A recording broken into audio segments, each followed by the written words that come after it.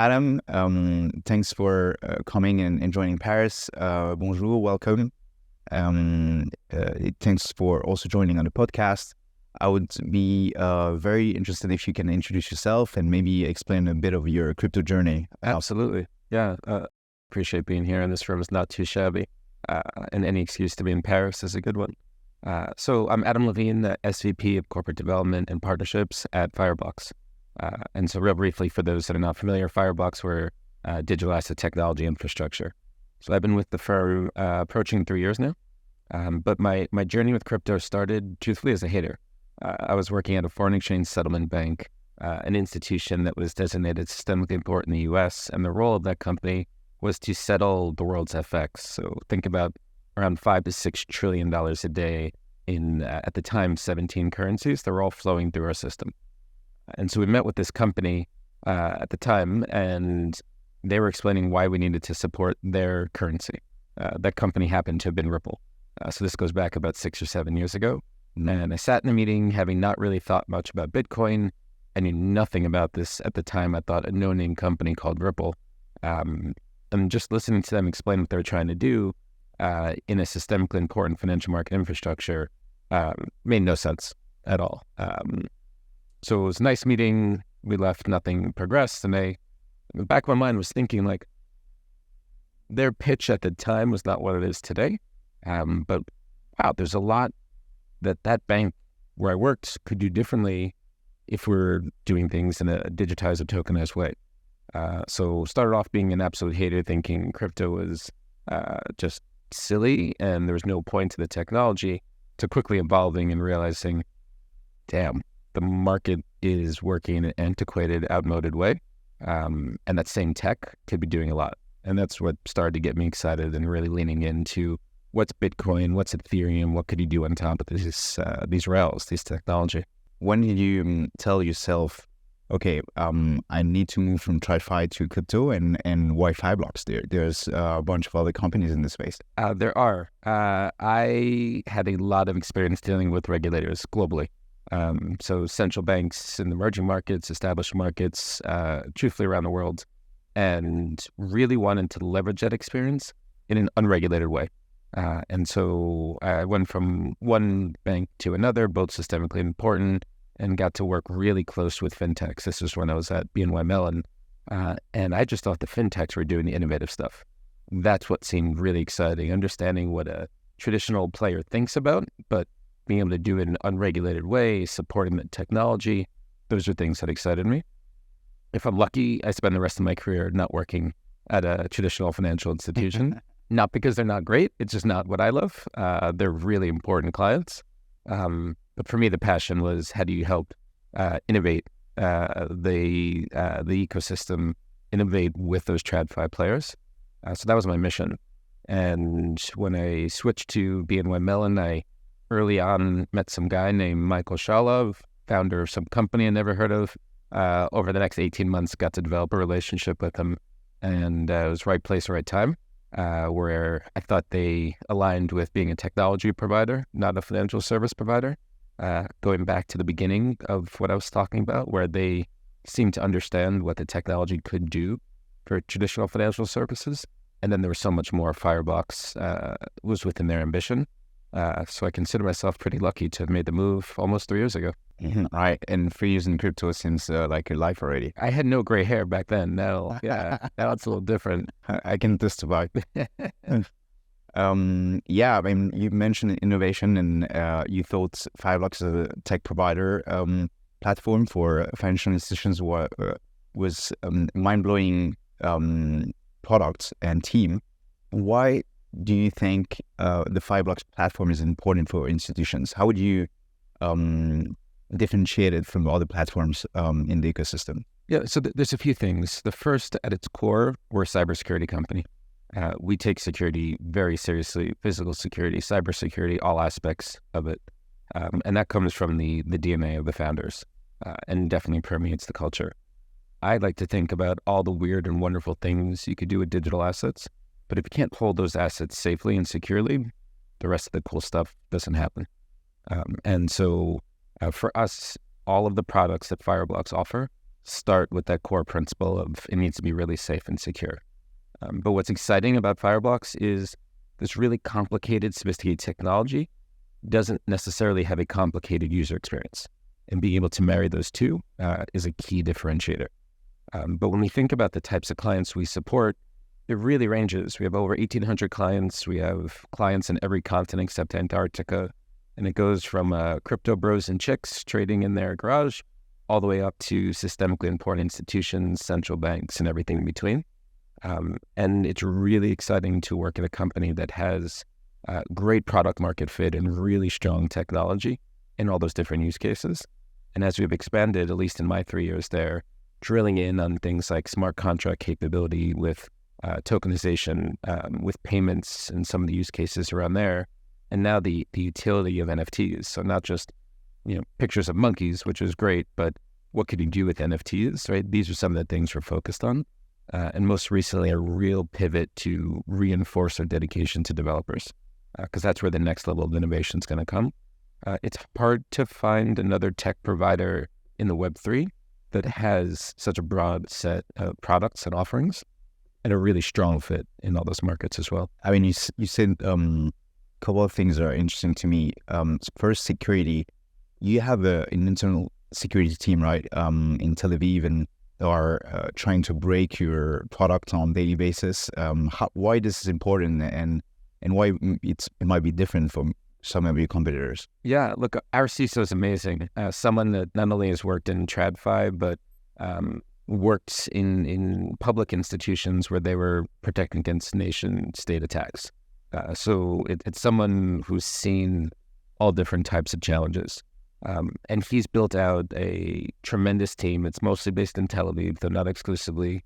And they have a version of basically a SOC where you're in there and there's just across the wall, they're just monitoring every type of threat they could be thinking about. And that gives a lot of comfort to our clients. It's not just for show. They're actively using it. But when clients come and see the level of sophistication there, it rivals what some TradFi institutions have. And I think just knowing that you have a team that is consistently monitoring not just our system, but threats that could be coming in across the board, it's a differentiator. The other thing I'll mention is we have a whole product team that focuses on security and proactively looking at the threats in the market, things we could be alerting our clients to that are outside of our system. And we think about what more we could be developing. Those are really core differentiators. Right? We want to be there. We're not antivirus software. We're not antivirus software. We're not there just to protect problems. We're there to enable business. But knowing that tech enables business, and we're dedicating so many resources to thinking about security and those sort of concerns, that's a pretty special combination. Yeah, the tech enable the business, and security is not like the focus of a small team. It's the focus of the whole product team because it's a mindset. And definitely some of the founders and this Israeli DNA made Fireblocks very special on this. I want to talk about partnerships. Absolutely. Because you mentioned 1,800 clients in the platform, soon 2,000. Yeah. And there's a lot of offerings you could access from the Fireblocks platform. It's staking, it's compliance, it's insurance. How do you approach partnership? And why is it important to enable your customers? So for me, partners are absolutely core, not just to what I do and my team focuses on, but what makes Fireblocks successful.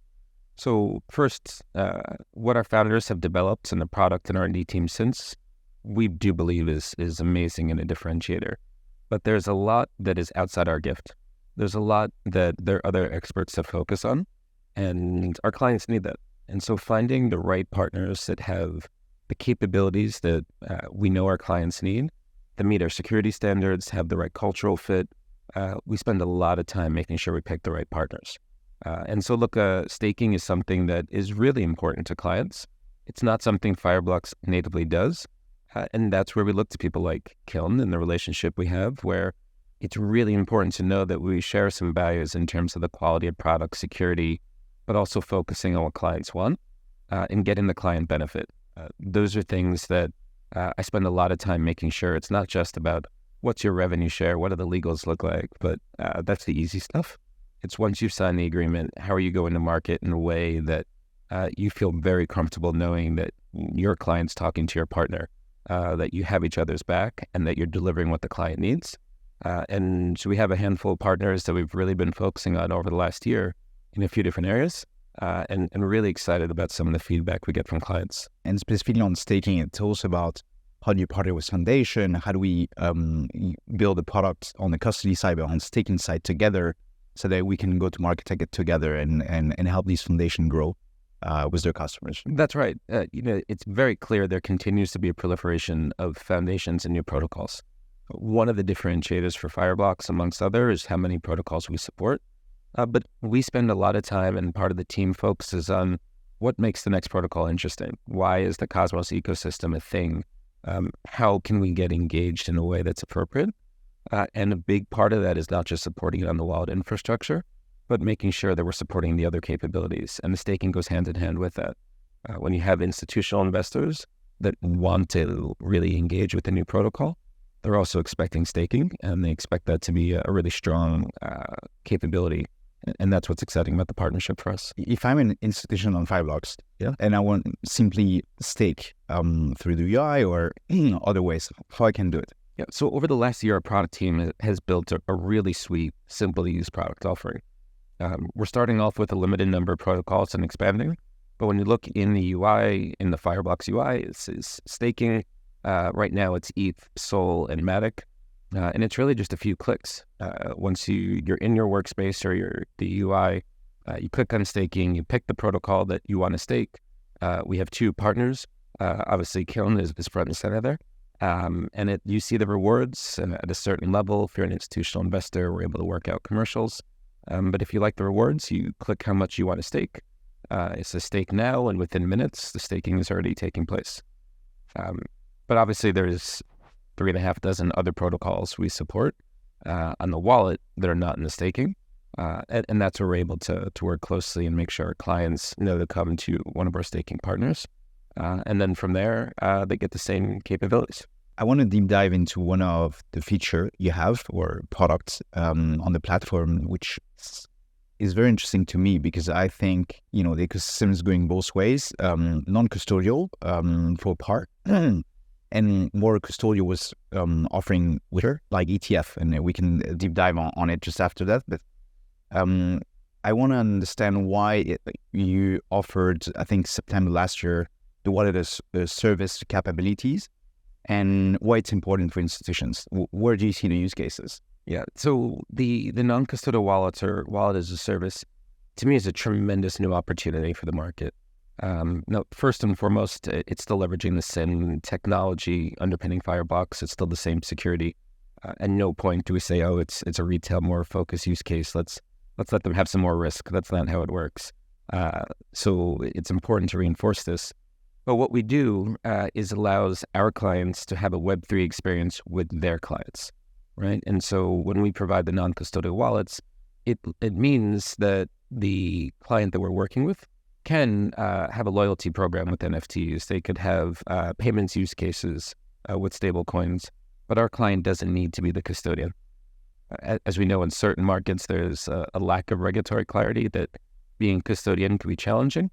In other markets, there is regulatory clarity, and they know they don't want to be a custodian, but they still want this Web3 experience. Mm-hmm. And so we've been working with a variety of companies in a bunch of different arenas, areas where telecom and communications, looking to have that Web3 engagement with their end users. For example, even airline companies that are looking for that. It's a great way for the technology to be used without getting triggered under a custodial license requirements or some of the other regulation that comes with it. Doesn't mean it's less secure, it's just a different experience. And we're excited that it's starting to take off after we launched it. And that's an area where Kiln is focused on quite a lot. Is building a revenue engine. Is it staking or is it DeFi in the future? So that as a platform, as institutions can offer a non-custodial offering to users, you can monetize and you can offer various type of rewards to your customers. on the ETF spectrum of things, Yeah. This ecosystem has been growing and flourishing and exciting since the beginning of the year. We've seen it in Europe, but definitely not the same scale as the US. Why do you think it's important for the space, and how is Fireblocks helping or interacting with the ETF space at the moment? So it's clearly been a pivotal moment, and the price of Bitcoin and ETH actually also both represent it. Some of the ETH get a little bit of the benefit from the Bitcoin ETF.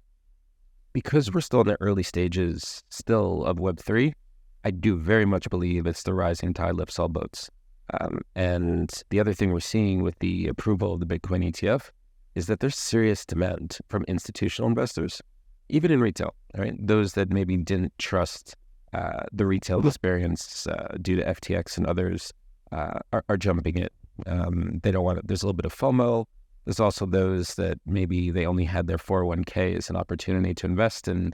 Now some 401k programs give you that chance to get the true Bitcoin exposure through the ETF. And I think it's really important for the remaining naysayers, the laggards in the space, to have something that's more approachable for them. ETFs are very well understood regardless of the asset class. So now when you provide a really cool asset class in a structure that people accept and understand, and right now the fees aren't too bad compared to what they were with Grayscale before, it's tremendous for the industry.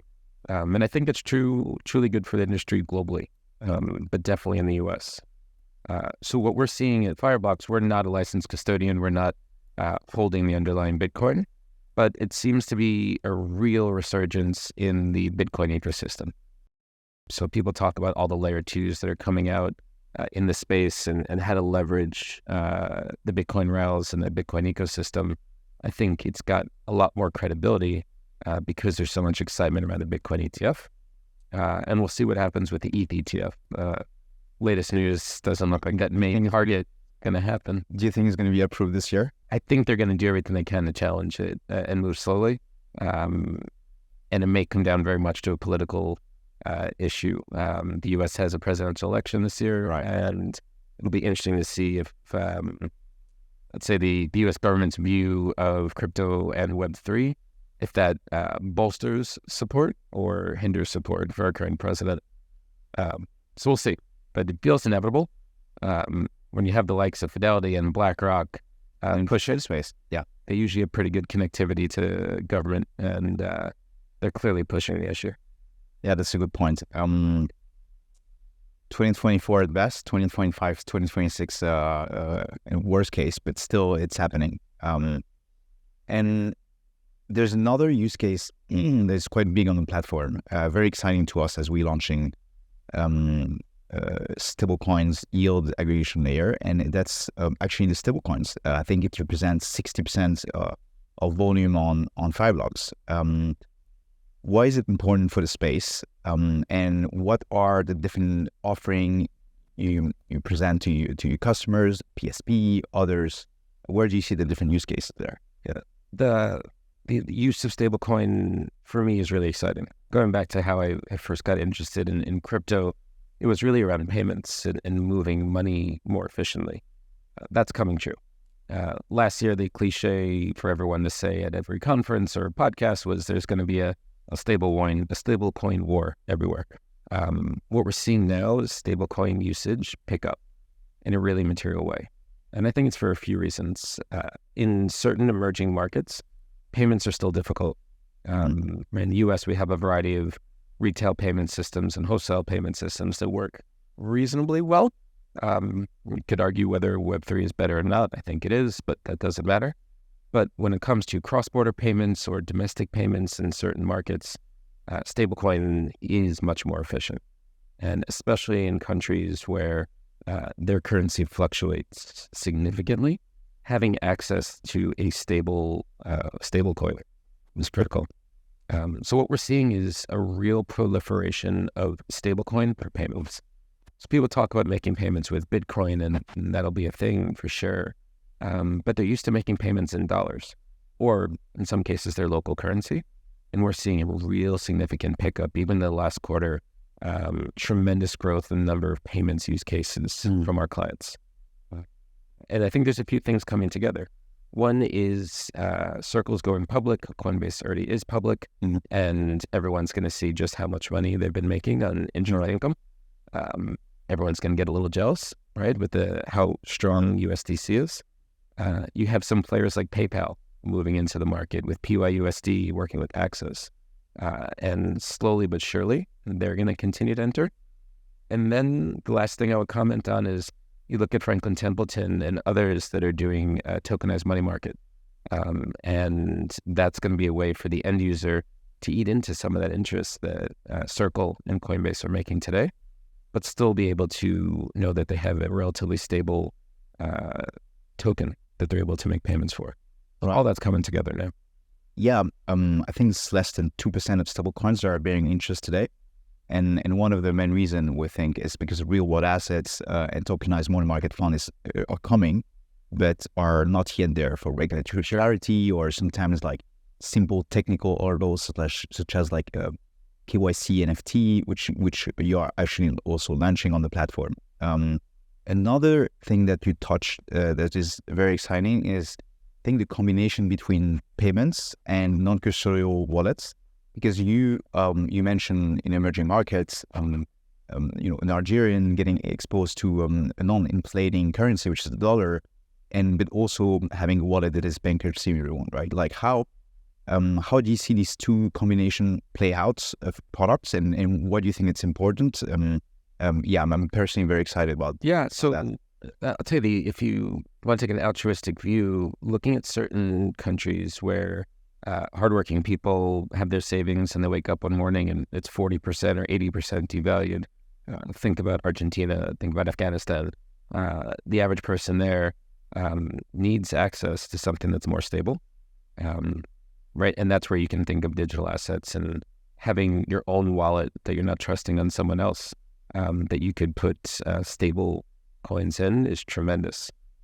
Then thinking about in terms of the non-custodial wallet, this wallet as a service, we work with certain online marketplaces, right, in a variety of capabilities. And the suppliers, the purchasers, they're global, right? And they want to be able to make payments. They want to be able to move their product quickly and have access to that cash as soon as possible. And that's where you're going to start to see a lot of adoption. Someone purchase something online, make the payment with stable coins relatively instantly. They're getting their dollar and it's theirs. Right, they're not relying on a bank if they don't want to. Of course, there's a role for banks to play. That's the sort of use cases that we're expecting to see a lot of. It's still early, but this is where the trend is starting to move for sure. And that's a very exciting future. Talking about the future, let's say 3-5 years, right? Like 10 years in crypto, it's already 2 lifetimes. What are you excited about personally, or at Fireblocks? Yeah, so Fireblocks taken on a lot, and we're going to continue to, right? We think about financial services, payments, and the utility of NFTs. And so we're going to continue to build in on providing technology across all those pillars. For me, one area that I'm particularly interested in, and Fireblocks is looking at this amongst other, is you have a proliferation of so many different protocols. You're going to have assets on those protocols, not just the native tokens, but thinking about commerce, there'll be real-world financial assets that are tokenized and brought on-chain, and seeing the level of innovation when it comes to moving assets cross-chain is an area of focus that I think is really interesting. There's a bunch of companies out there starting to solve for this. Some of our clients are starting to solve for this as well. But every time there's a hack of a bridge, it's bad for the industry. And so, knowing that you have the EVM world, the Cosmos world, a variety of other L1s doing some innovative, real work, how they work together, some degree of interoperability or being able to move assets across them is an area that's ripe for opportunity. It'll be really important for the industry. Great. Thanks again, Adam, for coming in Paris. I hope next time you come with your wife. That sounds good. And definitely the most impressive room I've been on a podcast on. We've set the standards, but we just love working with the Kiln team and really appreciate this. Yes, we'll welcome you again anytime soon. Excellent. Thanks. Merci.